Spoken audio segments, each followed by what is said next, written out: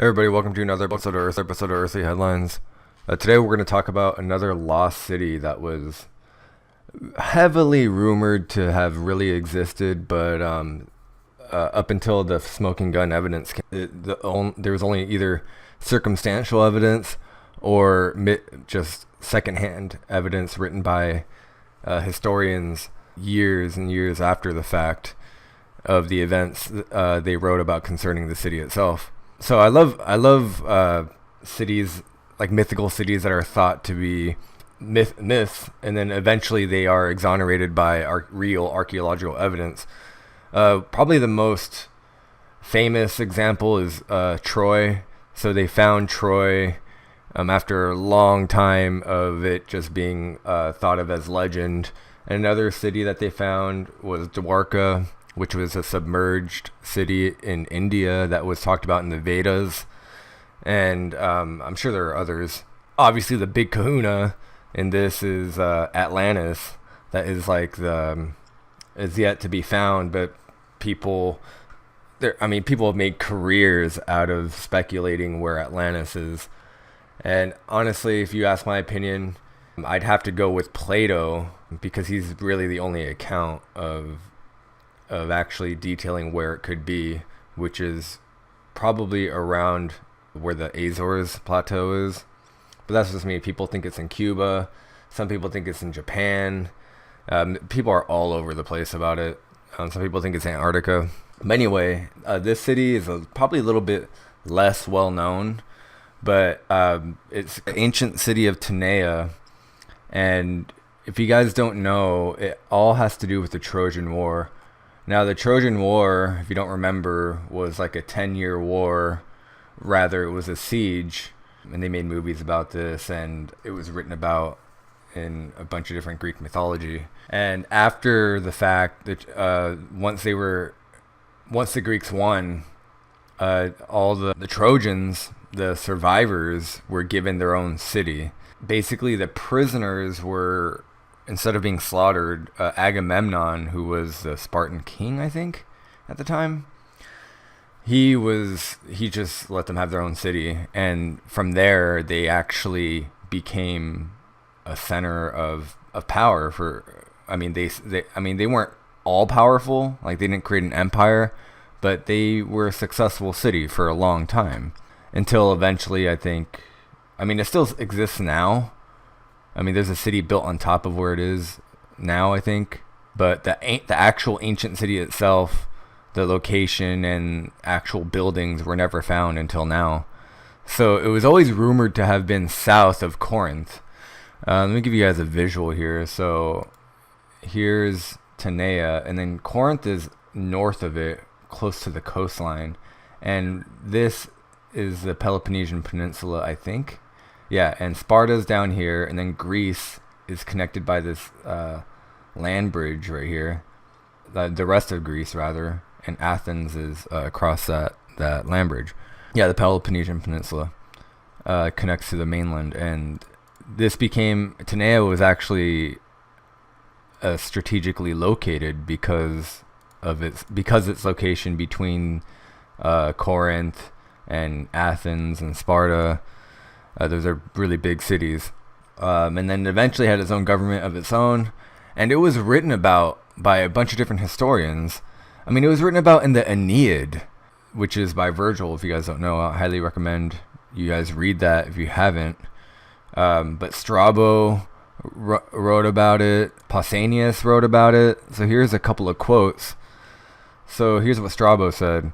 Tenea also is in Corinthia, and in it is a temple of the Apollon Teneatos, and it is said that most of the colonists who accompanied Archias, the leader of the colonists, to Syracuse, set out from there, and that afterwards Tenea prospered more than the other settlements, and finally had a government of its own, revolting from the Corinthians, eventually joined the Romans, and endured after the destruction of Corinth. So the Romans, early on in their history, they invaded, well, not really early on, like about 600 years into their history, they invaded Corinth, but they left Tenea intact, which is really interesting. And it was backed up by not only Roman scholars who who obviously recorded that history, but Greek historians like Strabo as well. A lot of archaeologists and modern day scholars, they were finding bits and pieces of evidence that Tenea did exist. Like one of the most famous things that they found was in 1846, this statue here, which looks a lot like Apollo. This is Apollo, and this is supposed to be the Tenean boy, Koros of Tenea. Also, Apollo was a huge, it was their main god that they worshipped, and that's corroborated in a bunch of different texts. And now they're finding, or they did find, statues and evidence of that, but they did not find a building yet. They also found a sarcophagus in the 80s, which was a high society woman, which is south of Corinth, which is where, again, they thought the only information that they had to go by was south of Corinth, somewhere around Corinth. And then Korka, who is the archaeologist that we're talking about, they found some pottery in this site, and then they started finding a bunch of other like coins and small stuff. And then eventually they got a bunch of money and then the green light to survey, to actually dig deeper. And they really, really strongly felt that they would find the foundations of like the smoky gun evidence that Tenea really did exist. They could find evidence of a permanent settlement.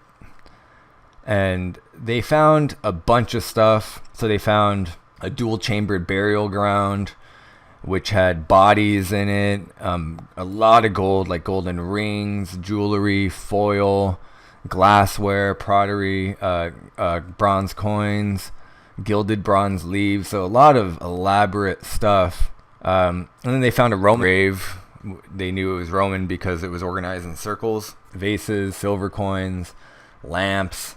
There was, I think, a few statues of the Roman goddess Venus, Cupids, stuff like that. And then eventually they found the smoking gun proof of the existence of the city, which they found stone walls and some stone foundation, which were probably dating to 3,000 years ago. They found door openings, walls, floors, more pottery dating 400 BC, 500 BC, around there. Or no, 300 BC, sorry, to the late Roman times. So a lot of these finds really do corroborate the fact that Tenea was absorbed into the Roman Empire and was allowed to continue to function, whereas Corinth just got laid to waste, I think. And I think the Romans rebuilt the city into their own liking, I think. But that's neither here nor there. The fact is that not only did this city exist, but the Romans were buddy-buddy with them as well. And they had a unique position as a bridge between the Greek and Roman cultures. A lot of the when you think about Romans, especially early on in their history, a lot of people think that they're very influenced and they see the Greek influence, and it's true. And Tenea is a very interesting case study in that relationship. So the reason why I like stories like this, once a legendary mythical city has now been exonerated as existing in the ancient past, it really does give me more confidence in the people, in the historians, ancient historians writing down their perceived history up until that point of their writing. So Strabo, Pausanias, there's a few, gosh, I can't remember his name, but there was a really famous one who fought for the Greeks. He was a soldier, starts with an S. Gosh dang it, I don't remember his name. But and even the philosophers like Plato and Socrates, Aristotle, a lot of modern scholars, they just take what they say with a grain of salt, and they think, a lot of people assume that they're lying. But I always thought that was weird, because yeah, it is true that history is written by the victors, and yeah, all these historians probably have some unavoidable bias, but they're trying to preserve history. And I think an individual who's trying to do that is trying to be as unbiased as possible, even though that's unavoidable. And also trying to be true to the facts that are available to them in that time in history. So I don't think that they're liars. They might be embellishers here and there, especially when it comes to military history. A lot of people exaggerate the numbers of like the number of soldiers that participated and all that stuff. But like revisionist history, that kind of stuff, of course all that exists. But the fact that they would make up a city, that's why I think Atlantis is probably real, or it was real enough for them to write it down. So I think if people cite an ancient historian as evidence for something, I think that carries more weight than it normally does with especially academics. And that's why I like stories like this, because it exonerates them. So let me know what you guys think about ancient history and history collection and bias and all this stuff. I would love to hear your comments. And speaking of comments, I got some really great comments about the last episode I did regarding Neanderthals and the cave art. And man, some people wrote some stuff that I didn't even think about, like their cranial capacity is linked to Neanderthals' capacity to express themselves artistically and through dance, probably. And one commenter said that he read somewhere that Neanderthals didn't have, like, their vocal cords.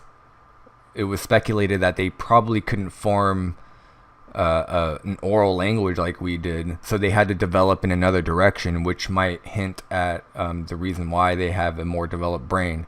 I don't know if that's true, and I'm not saying that it's true, but that the fact that was brought to my attention and I didn't think about it is really thought-provoking, and there might be something to that. So please keep the comments coming, and I'll see you guys tomorrow.